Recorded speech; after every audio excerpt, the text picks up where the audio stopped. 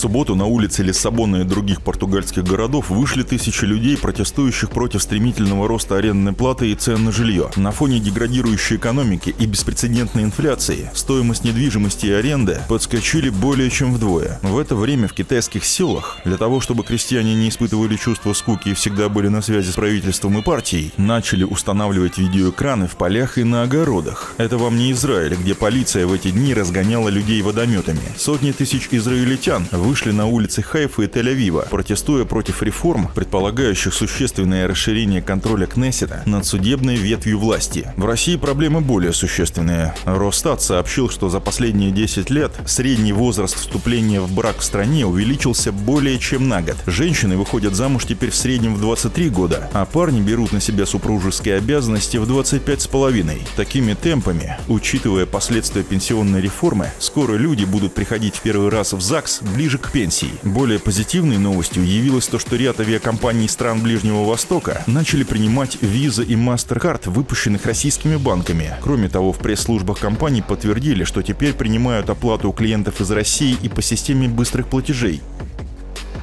Тем временем секретарь СНБО Украины Алексей Данилов выступил с инициативой переименовать город Севастополь в объект номер 6. А в городе Хмельницкий мужчина в форме ВСУ пробрался на службу и напал на священнослужителя Украинской Православной Церкви Свято-Покровского кафедрального собора. Священник смог одолеть вояку, вызвать полицию и, возможно, окропить беснующегося святой водой. В эти же часы в Киеве местный суд отправил наместника Киево-Печерской лавры митрополита Павла под домашний арест на 2 месяца. На священнослужителя также надели электронный браслет, который он будет вынужден носить в течение этого времени. В связи со сложившейся вокруг лавры ситуацией, Дмитрий Медведев в своем телеграм-канале назвал Зеленского и компанию взбесившимися ублюдками и гнусной мразью, выразив уверенность в том, что они предстанут не только перед судом человеческим, но прежде всего перед судом Божьим. Патриарх Московский и всея Руси Кирилл призвал богатых и состоятельных помочь государству в нынешнее непростое время, о чем заявил в проповеди после литургии в храме Преображения Господня в Коммунарке. По его словам, Россия стала сильным государством, способным ответить на вызовы и риски, которые обращаются сегодня в ее адрес.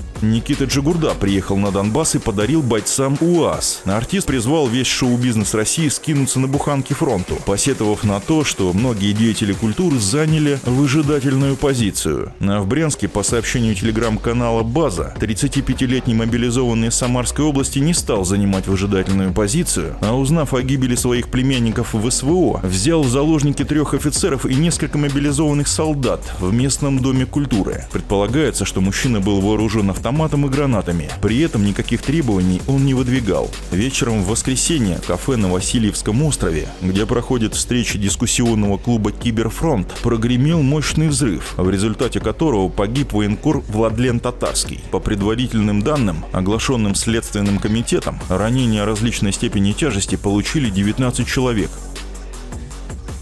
Пока на ростовских трассах спасатели откапывали машины из снега, в аэропорту Норильска вторые сутки из-за непогоды задерживались вылеты десятков самолетов, а на Камчатке обнаружили фиолетовый снег, в Штатах молния ударила в здание Всемирного торгового центра, а женщину чуть не унес торнадо.